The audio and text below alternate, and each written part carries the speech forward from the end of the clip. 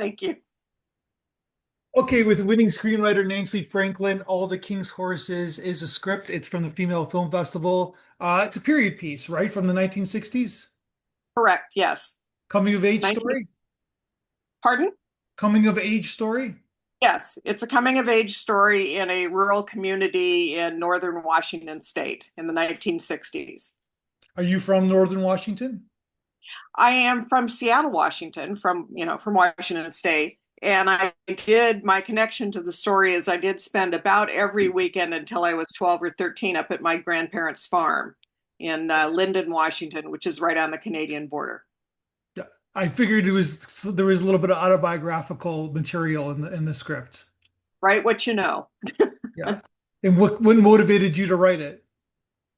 I think what motivated me to write it was all the things that I started to learn after my grandparents passed. I think in every family there are secrets and there are things that you're not told, and part of your coming of age, I think, is learning about that stuff. And as I started to learn about it, I started to become a little bit nostalgic. And then as I saw the way things were unraveling politically in this country, I thought there were a lot of parallels between what I grew up with and what was happening now. And what was the parallels? In the 1960s, there was a lot of civil unrest. Feminist movement was just getting started, civil rights, gay rights.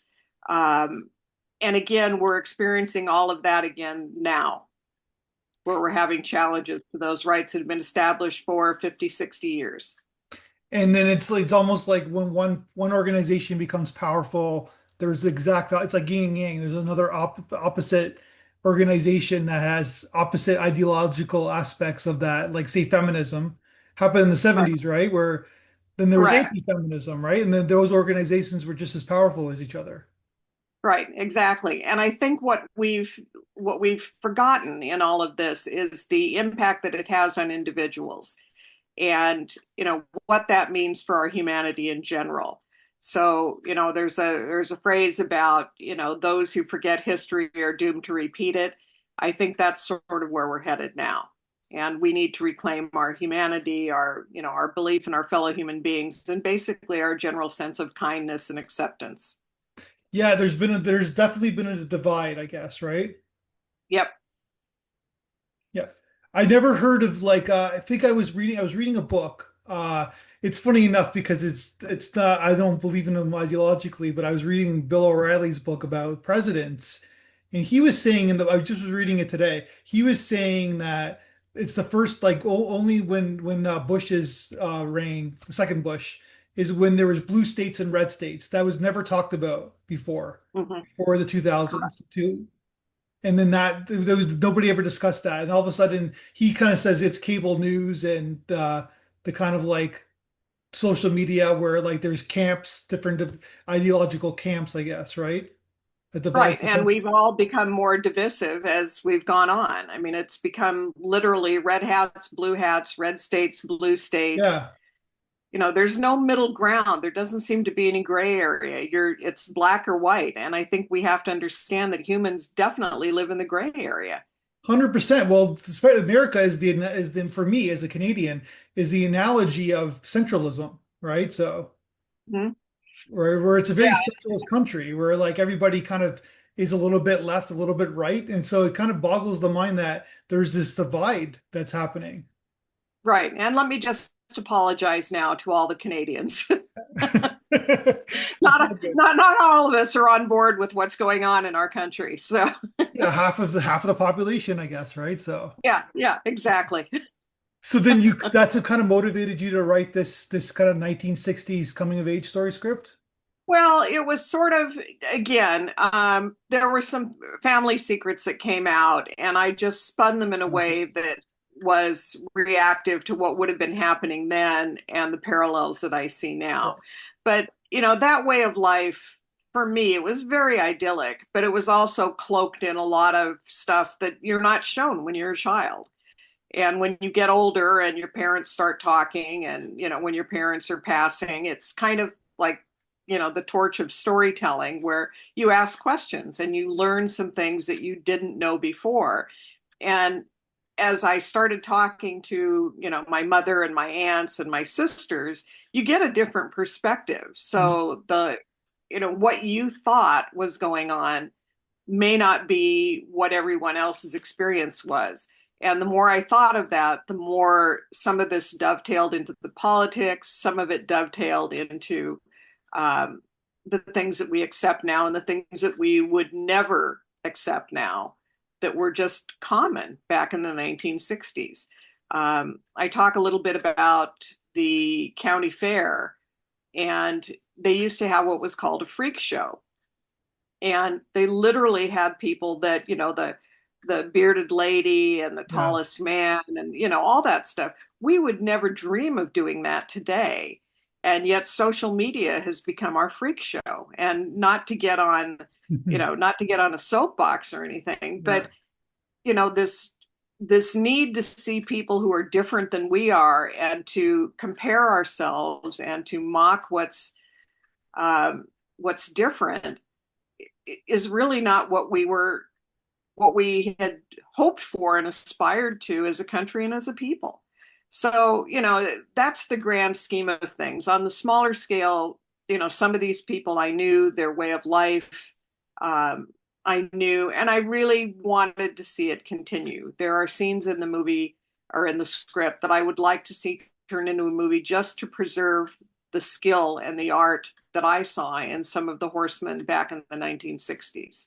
So you're still, are you saying it's kind of not, it's kind of a lost art in a lot of ways? I think it's going to be. And, again, it's just I've seen the decline in, again, when I get to a county fair, I see some of the things that I remembered from the 1960s and from growing up just not being done anymore. And they were really spectacular. They were spectacles, if you will. And I'd like to see some of that stuff preserved on film in a way that, makes some sense. So you mentioned the freak show. What else is missing at the county fair?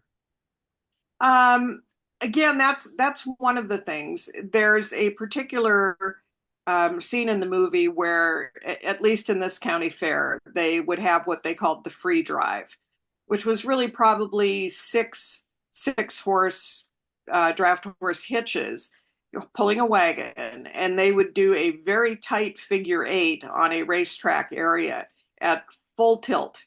I Hmm. mean, galloping horses doing figure eights tightly and, just letting it all hang out. And it's a gorgeous, gorgeous spectacle and a wonderful way of seeing the expertise and the training and the horses doing all of this stuff naturally. It was just for me as a child, it was the most wonderful thing I could see. It was a highlight of the fair for me, more so than the games and the rides and the food, was just seeing, my grandparents out there doing that for the sheer love of it, because it wasn't their profession, but Right. they were just horsemen. Well, if it could happen and your grandparents could read this script or watch the movie, what would they think? Mm. Good question. I've run this by my sisters, who, of course, lived the experience with me, and some of it is very uncomfortable for them and makes them cry. I think my grandparents would be of two minds. Um, One mind would be that they would be appalled, um, because I think there were things back then that you simply didn't do Yeah. or that you didn't talk about, and they would be appalled to think that I knew that. Um, and secondarily, I think they'd be proud that I would be wanting to commemorate what they did, what they stood for, the type of people they were. So they'd be polarized a little bit. Yes. Well, they were a different generation. Because You, you're kind of like um, telling the family secrets in a sense. yeah, in a sense. And I don't, and again, without their perspective of having, you know, today's acceptance of certain things, I'm not sure, like mental health. I mean, we're a lot more accepting of mental health problems than they were back in the 60s, Yeah. and so I'm not sure if they wouldn't be relieved to know that we've come so far, or whether they would just, because they were set in their ways, that this was stuff you didn't talk about. Yeah. You were ostracized. You were, I mentioned in the script that I'm left-handed. My grandfather literally told my parents that they should tie my left hand behind my back Yeah. so I wouldn't use it because that was a mark of the devil. Yeah. Well, okay, maybe it is, but Well, I'm we left-handed too, so that means we're both devils talking to a devil. So yeah, exactly. So, I would hope we've come a long way from looking at some of those things. sure. And it, so, again, polarizing to the extent of Yeah. where they would be in their thinking. Yeah. I just had a conversation at a dinner party about the left-handed because it still happens in some cultures, right? Like Yep. they do Yep. that. And it's kind of crazy if you think about it because what's the big deal, right? But I'm Right. left-handed, so yeah, yeah. So but yeah, it is considered a devil in some cultures, right? Still to this day. Yeah, exactly. And, still today, when you tell people you're left-handed, they look at you astonished. It's like, what's the big deal? It's Yeah. 10% of the population, but I okay. think it's growing. I think it's getting even more because I think there's no more of that stigma, right? So Oh yeah, yeah. No, I haven't looked at the statistics lately, but I'm always amazed when people go, "Oh, you're left-handed." yeah, It's not even something I would notice anymore. yeah. Oh, I'm such a left-handed snob. I always notice when someone's left-handed and I point it out to them that Oh, well, they're okay. part of Then the club. it's like joining the club. My wife laughs at me because she thinks I'm like a left-handed snob, right? So because Yeah, I think yeah, we're the yeah, yeah. special ones of the society. So Yeah, well, if anyone notices it, that's exactly what I say. I'm special, you're not. yeah, exactly. Well, think about the U.S. presidents, right? So Clinton was left-handed, Obama's left-handed, George Herbert Walker Bush was left-handed, Reagan was left-handed. Oh, The now see, current you thought of president is this a not lot more. left-handed, right? Yeah, So that explains a lot. yeah. So I don't know. It's like, There. it's maybe we're all power hungry. Maybe that's it. So Yeah, yeah, must be. yeah. So tell me about your process writing. You've written a lot, right? You said too many Mm, stories to count. You've written three screenplays so yeah. far. What I'm just curious because did you get into screenplays after you started writing short stories and essays? Um, no, actually, this started a long time ago. I Yeah. took some UCLA extension classes, and I actually got a script a long time ago to Carsey Werner Productions, who was currently had the #1 show Roseanne. And then life got in the way. I got married. I had two kids. I went off and did marketing communications, but always in the back of my mind was I just wrote. I wrote Yeah. everything from satirical holiday newsletters to satirical ads. Did presentations for our corporation that were funny, and then I said, okay, well, let's go back and see what we can do. So I started writing essays, took some classes online during the pandemic. This all started back in the pandemic when we were Okay. all locked up, so we had nothing to do. So, okay, writing. Did a lot of essays, got a lot of acceptance on the satirical humor side, started my website, and then said, okay, let's see what else we can do. And so I started writing a novel. I did the NaNoWriMo, which is the, write a novel in 30 days before that structure collapsed. So I finished the novel. And then I was sort of struggling because it seemed like a lot of great stories without a plot. So I said, okay, let's take it to a screenplay and see if we can straighten all this out. So I then converted it to a screenplay and have been working on it ever since. Oh wow. And then again, took a couple of classes. So I have, two more. I have a Hallmark movie, I have a comedy, holiday movie, and then I have this one, and I've got two more started. And this is all from in the last 5 years Correct. since COVID. So COVID did well for you, and some I loved COVID.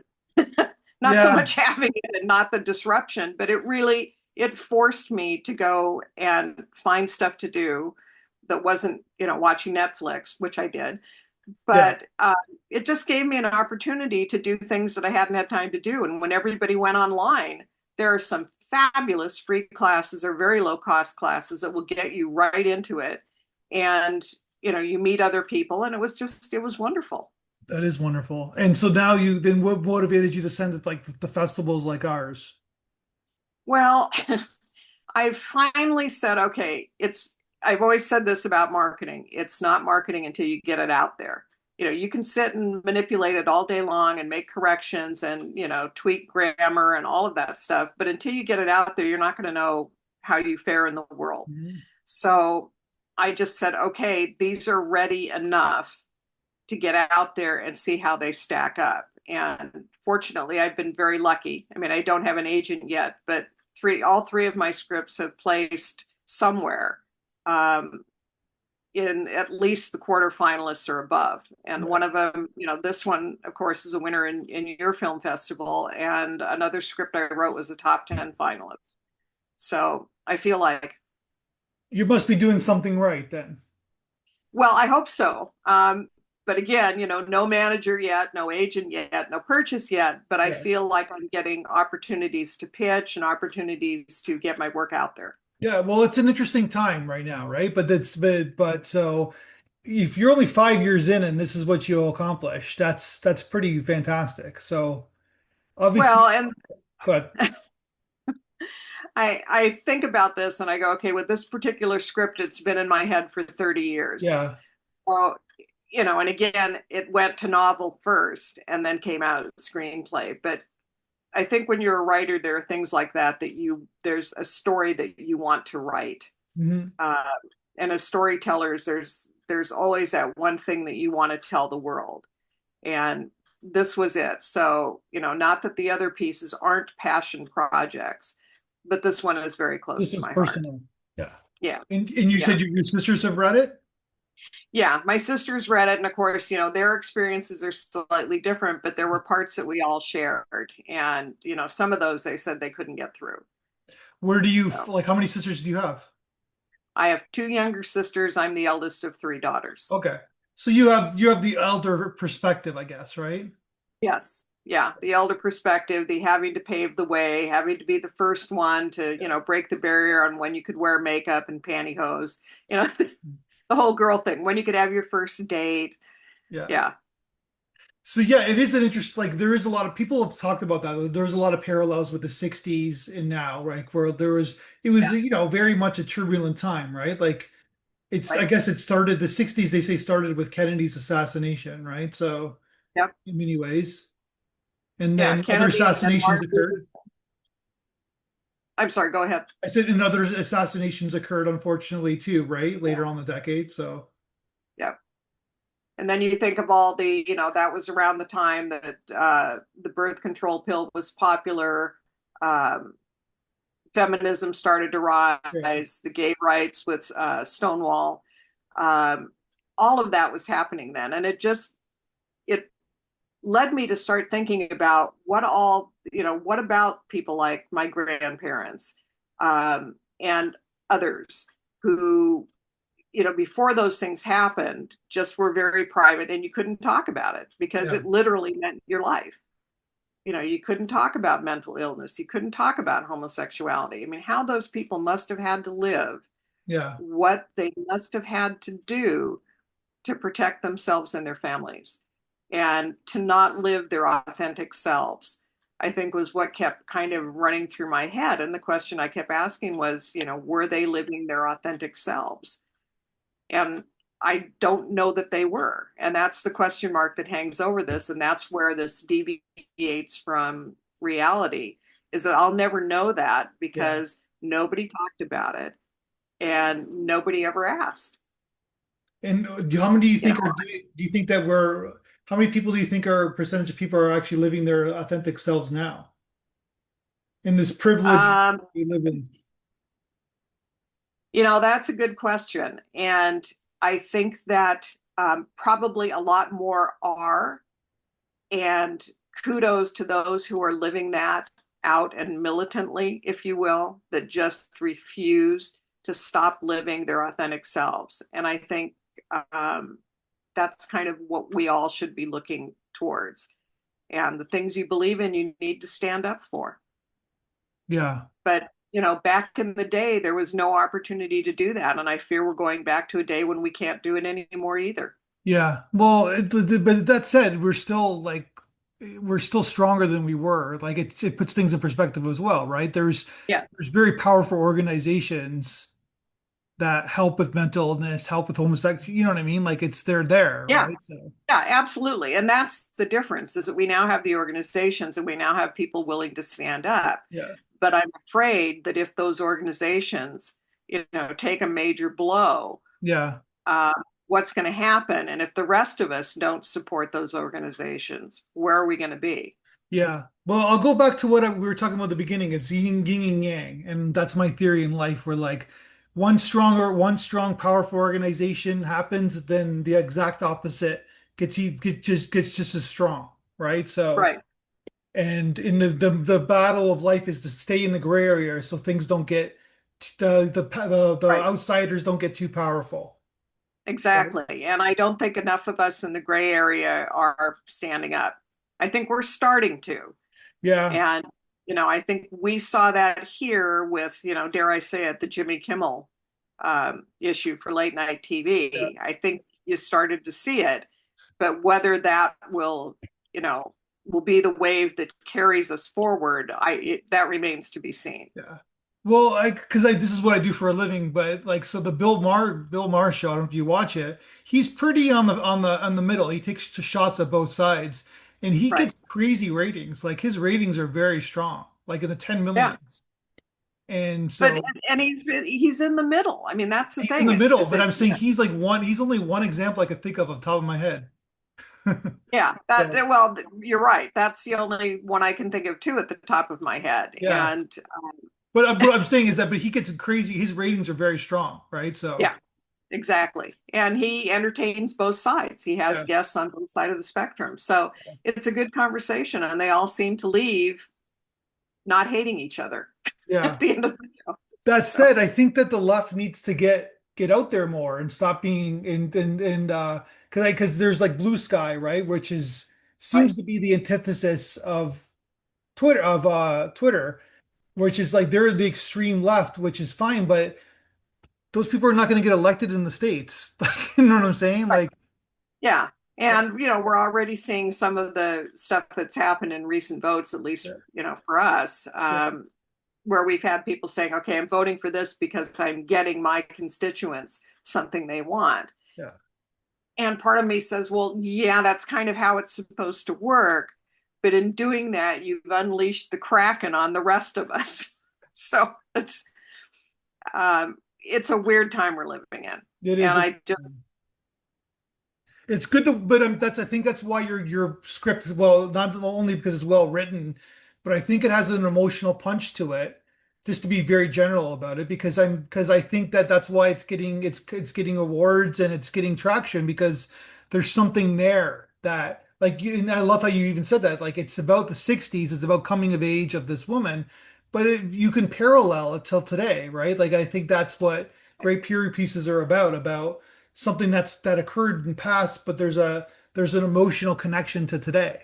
So I think that's yeah. why people, yeah. So I think that it's fantastic. It must have been good therapy for you too to finish it as well. Yes, but I'm still noodling with it. You're still It's moving like, with it, yeah, I'm still trying to, there are things you need to do in scripts to kind of keep the attention and stuff flowing. And, I get real close to it and then I have to kind of back away. Like I backed away from the novel for easily 2 years, didn't even look at it, and then yeah. said, okay, how am I going to tackle this? So it's really only been in the last probably 2.5 years that I've come back to it with a vengeance and really said, I'm going to make this happen. And and each time I get a little closer, I feel like, okay, this is what I want to say because there's so much in there about, where where we were, where we are today, the things we're facing that we were facing a while back. Mhm. Um, I still think about, you know, daughters and granddaughters and, all the women coming up, there's like, okay, women are going to be held to the same standards now in the military. And I'm thinking, Oh man, I thought we already fought that battle. Yeah, I know. Roe v. Wade, I thought we already fought that battle too. We seem to be fighting for the same ground in every battle, and that shouldn't be the case. Yeah, I know. But then again, Yeah. they'll get a new president in 3 years and things will change back, hopefully. So From your lips to the voting booths. That's all I have to just get say. the Democrats to make sure that they don't go too crazy to the left. That's all. That's the worry of the rest of the world. Just Yeah, that's my feeling too. Just bring it back a little bit. bring it There's back got and to be, try to get elected. Don't try to like be morally superior to somebody else, right? Make yeah, compromises. exactly. Yeah, That's exactly. what democracy is supposed to be about. Compromise. Yeah, I totally agree. That's my 2 cents. You just said you got on the soapbox. That's my soapbox of the day. Yeah, everybody has a soapbox. Thank you so much for the script and congratulations on it. I wish you the ultimate best success with it. I hope that we showcase more of your work in the future. And yeah, Great. keep at it. Thank you so much. I really appreciate this. And I love your background too. Oh, good. Thank you. Thank you.